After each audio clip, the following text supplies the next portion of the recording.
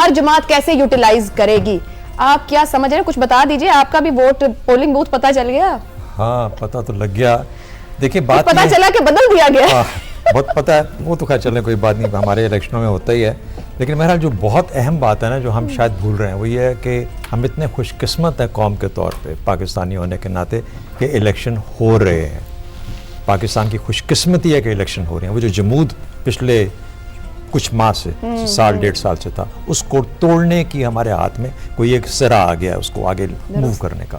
ایک تو یہ بات. دوسری بات, جو ہمارے عوام ہیں جو ہمیں دیکھ رہے ہیں, اور ہم سب بھی جو یہاں بیٹھے ہیں, چاہے ہمارا کوئی اور آئینی یا قانونی حق ہوتا ہو یا نہ ہوتا ہو, ہمیں ملتا ہو یا نہ ملتا ہو, یہ ایک واحد آئینی اور قانونی حق ہے جو آپ کے پاس, اور آپ کو سارے کہہ رہے ہیں کہ خدا کا واسطہ ہے اس کو استعمال کرو. یہ اتنا اہم الیکشن ہے اور اتنا اہم ان کا ہر ایک کا ووٹ ہے.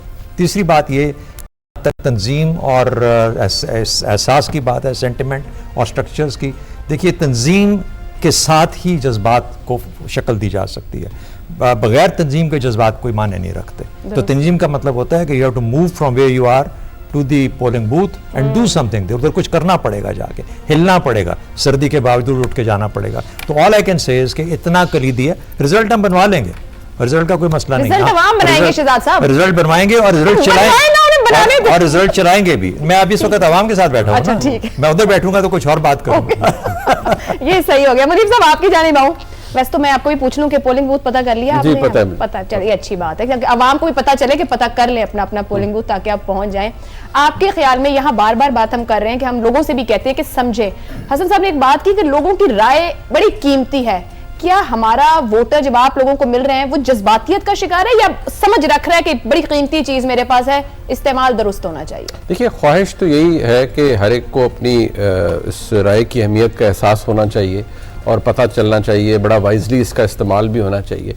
ایک فیکٹر جو کہ اس الیکشن کے اندر ہم شاید ڈسکاؤنٹ ابھی تک کر رہے ہیں, نہیں کرنا چاہیے, وہ ہے تاریخی توڑ پھوڑ جو کہ اس الیکشن سے پہلے ہوئی ہے. وہ ایک پریلوڈ ہے جو کہ ہمیں اس الیکشن تک لے کر آیا ہے, اور وہ بھی تاریخی ہے. یقینی طور پر پچھلے ایک سال کے اندر اس ملک کے اندر جو کچھ ہوا, اور جس جماعت کے حوالے سے ہم آج کہہ رہے ہیں کہ گراؤنڈ پہ اس کا سینٹیمنٹ بڑا سٹرونگ ہے, اس جماعت نے اپنے ساتھ پچھلے ایک سال کے اندر کیا کیا, خاص طور پر عمران خان صاحب نے اپنے ساتھ یا اپنی جماعت کے ساتھ خود کیا کیا. ایک ٹکنگ ٹائم بام کے اوپر وہ خود کو ٹائمر آن کر کے بیٹھ کے اور عوام کو اس چکر میں ڈال دیا کہ وہ اتنے زیادہ طاقتور ہیں کہ وہ شاید ریاست سے بھی ٹکر لے سکتے ہیں. پھر نیچرل بات ہے جب آپ اٹ میں ساؤنڈ کروڈ, اٹ میں ساؤنڈ ہارش, لیکن شاید پھر یہی ہے جسے ہم دائروں کا سفر کہتے ہیں. آپ جب سیاسی طور پر کسی کا گلا کاٹ کے اقتدار میں آتے ہیں تو پھر آپ کو یہ یاد رکھنا چاہیے کہ ایک وقت آئے گا کہ آپ کا بھی سیاسی طور پر گلا کاٹا جائے گا, اور شاید ہم وہی اسی جگہ کھڑے. مطلب میں یہ بات کہوں کہ ہم ہر بار کہتے ہیں اوہ یہ تو پہلی بار ہو گیا, شاید 75 سال میں ایسا کبھی نہیں ہوا تھا. ریسنٹ بھی اگر ہم پیچھے پاسٹ کی بات کر لیں, جب مسلم لیگ نون کے ساتھ ہو رہا تھا, اس وقت کے وزیر اعظم کے ساتھ ہو رہا تھا, اس سے پہلے کبھی ایسا نہیں ہوا کسی سٹنگ پرائم منسٹر کے ساتھ. اور پھر ہم نے انفولڈ ہوتی دیکھی چیزیں کہ وہ جیسے بن رہی تھی ویسے ہی انفولڈ ہوتی چلی گئی جتنے لوگ انوالو تھے. اب ہم جہاں کھڑے ہیں ایک اور پارٹی کے لیڈر اس پارٹی کے ساتھ جو منیب صاحب کہتے ہیں تاریخی ہی ہو رہا ہے, یہ کیا نتیجہ دے گا ہمیں؟ یہ الیکشن کرے گا اپنی جسے کہتے ہیں فری اینڈ فیئر؟ تاریخی ہو رہا ہے ایسے ایگری نہیں کرتا. اچھا, یہ بدقسمتی سے ہمارے میڈیا کو شوق ہوتا ہے. ہم بھی جب رپورٹنگ کرتے تھے کوشش کرتے تھے کہ highest in the history, Nadeem Malik میرے ساتھ گواہی دیں گے کہ کپاس کی فصل, ہم دونوں اکانومی کی رپورٹنگ کرتے رہے, جب کپاس کی فصل ہوتی تھی تو ہم کہتے ریکارڈ کراپ دس ایئر, وہ ہمیں لکھنے کا بڑا دل کرتا تھا. تو ہم میڈیا میں ایک عادت ہے ہر چیز کو بتانا کہ جو میں بتا رہا ہوں آج وہ سب سے بڑا وہ سب سے بڑا ہے. ورنہ تو آپ پوچھ لیں, ادھر ہمارے دونوں سروں پہ دو ہمارے بزرگ بیٹھے ہوئے ہیں, 75 سال کی آپ نے بات کی ہے, وہ تاریخ 75 سال کی بتا دیں گے. انہوں نے کتنی بار بریکنگ نیوز دونوں بزرگوں نے یہ پھوڑی ہوگی, ہاں اسی لیے تو مایوسی اتنی پھیلاتے ہیں, یہ امیون ہو گئے ہیں نا جی, یہ کچھ بھی فرق پڑنا ہے. میں ایک بات یہ کرنا چاہتا ہوں, انقلاب یا ہوگا یا ارتقاء ہوگا, دو راستے ہیں تبدیلی کے, بہتری کے. ہمارے پاس کیا ہو رہا ہے؟ یہ ریولوشن یا ایوولوشن, ہم ایوولوشنری راستے پہ چل رہے ہیں نا. مسئلہ یہ ہمارا یکسوئی نہیں ہے. ہمارے بزرگ ہمیں کہتے ہیں جلاؤ گھراؤ اور آگے رکھ دو, ہم جو ہیں درمیان میں پھنسے ہوئے ہیں ینگ جنریشن اور بزرگوں کے. ہم یہ سمجھتے ہیں کہ ایک ارتقائی مراحل طے کریں گے تو ہم آگے جائیں گے. اور جو آپ نے بھی تاریخی بات کی ہے نا, اور ہر ایک کو اسی میں سے گزرنا پڑتا ہے. مسئلہ یہ ہے کہ ہم نے کوشش کی, پوری قوم نے پچھلے 30-40 سال کے تھوڑی سی بہتری لائیں, راستہ جو ارتقائی مراحل ہیں وہ طے کریں. تو جب ہم 4-5 سیڑھیاں چڑھ چکے تھے تو ایک پیچھے ایسے 72 سالہ انقلابی آیا, اس نے پکڑ کے سب کو نیچے لے آیا. تو پھر یہ ارتقا تو نہیں ہوا, منیب ٹھیک کہہ رہے تھے دائروں کا ہی سفر ہے پھر. نہیں, دائروں کا سفر ایک نے بندے نے آ کے خراب کر دیا نا, بنا دیا دوبارہ. ایک کر کے آتے ہیں. یہی تو ہماری بدقسمتی ہے کہ ہم 30-35 سال کا لیڈر پکڑتے ہیں, اس کو پکڑ کے اس کو میچور کر کے اس کو 50-60 سال کی عمر تک اس کو لے کے جاتے ہیں کہ وہ بہتر پرفارم کرنا شروع کرے, تو پیچھے سے ایک اور آ گیا کہ نہیں مینو بھی کھلاؤ.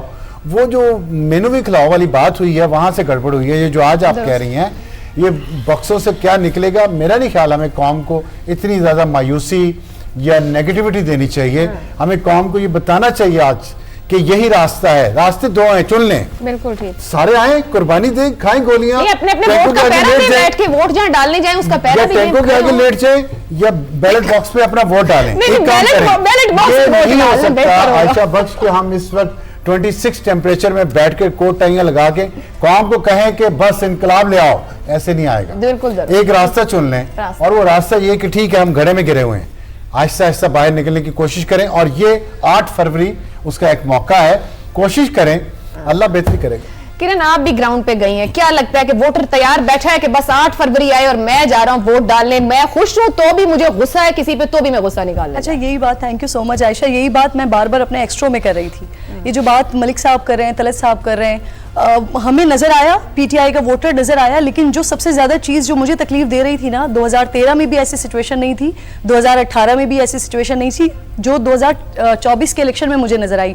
ووٹر بہت زیادہ نا امید ہے, وہ ووٹ ڈالنا ہی نہیں چاہتا, نہ وہ پی ٹی آئی کو ووٹ ڈالنا چاہتا ہے, نہ وہ پی ایم ایل این کو ووٹ ڈالنا چاہتا ہے, نہ وہ پیپلز پارٹی کو ووٹ ڈالنا چاہتا ہے.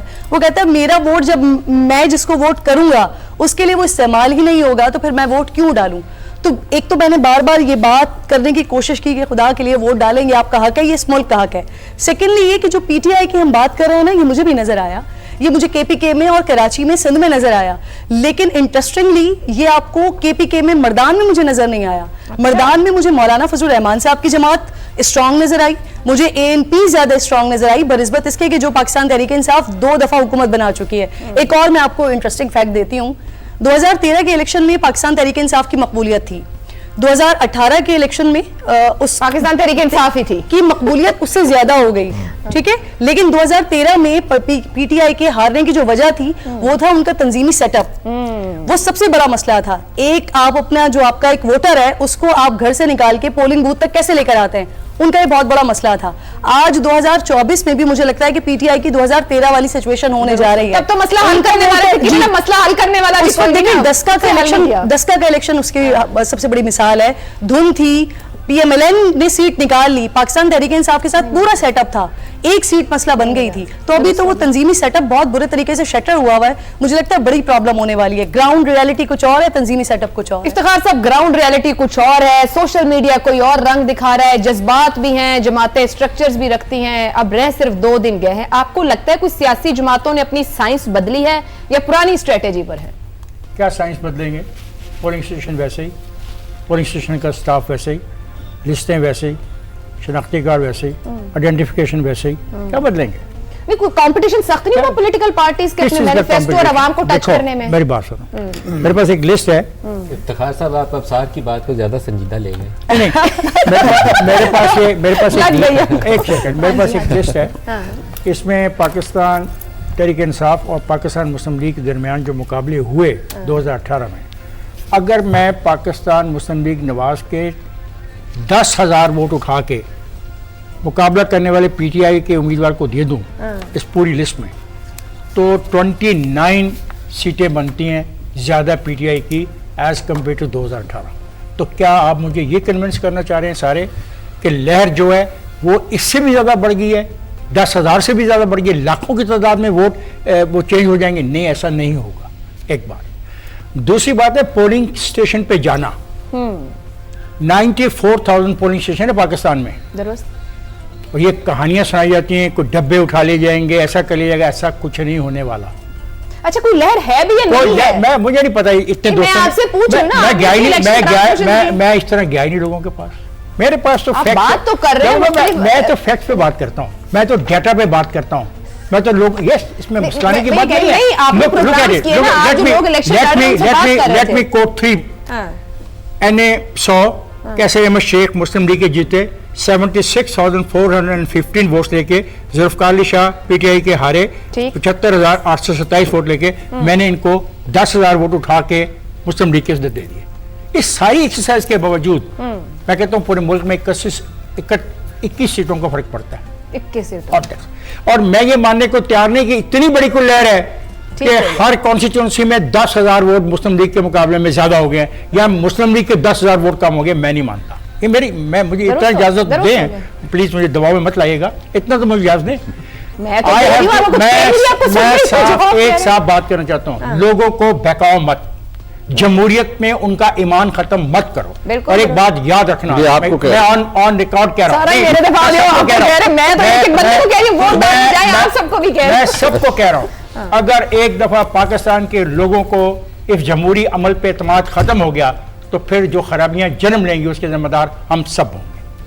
بالکل, بہت اچھی بات کی, یہی میں کہنے کی کوشش. اچھا عائشہ, میں آپ کو ایک بات بتانا چاہتی ہوں, ایک اور پتہ ہے یہ جو آپ بار بار کہہ رہی ہیں نا ووٹر آپ نے پتا کر لیا, اب بڑی نئی ٹیکنالوجی آ گئی ہے, ہم سب کے نمبرز پہ جہاں جو ووٹر جہاں پر ہمارا ہے, جہاں ووٹ ہے ہمارا, وہاں ہمیں کالز آ رہی ہیں. کبھی وہ نعیم الرحمان صاحب کی کال آ رہی ہوتی ہے تو کبھی کہیں کسی اور پارٹی سے, تو یہ تو بڑا اچھا ہو گیا ہے. پاکستان مسلم لیگ نواز نام کی پارٹی, پاکستان مسلم لیگ نواز نام کی پارٹی ہے, اس کے بھی سربراہ نے ایک میسج کیا, اور یہ کس نے روایت ڈالی ہے, PTI نے. سو وہ لوگ کیوں نہیں ہم کمپیئر کرتے 2013 کو 2018 سے اور 2018 کو 2024 سے, وائی وی آر کنونسڈ. ایسی بات نہیں ہے, ایسی کوئی چیز. میں تو آپ کے پروگرام کے ذریعے پاکستان تحریک انصاف کے کارکنوں کو کہوں گا پلیز آؤ اپنے اپنے علاقوں میں آ کے ووٹ ڈالو. وہ تو بالکل بیٹھے ہیں, کہہ رہے ہیں ہم جا رہے ہیں, تو جائیں پلیز. پھر ایک بات, اس کے بعد ہمیں وہ نتیجہ آپ کو بھی ماننا ہوگا, مجھے بھی ماننا ہوگا اور ان کو بھی ماننا چاہیے. اور نتیجہ یقیناً عوام تو مان ہی لیتی ہے سر, معاملات کہیں اور شروع ہو جاتے ہیں.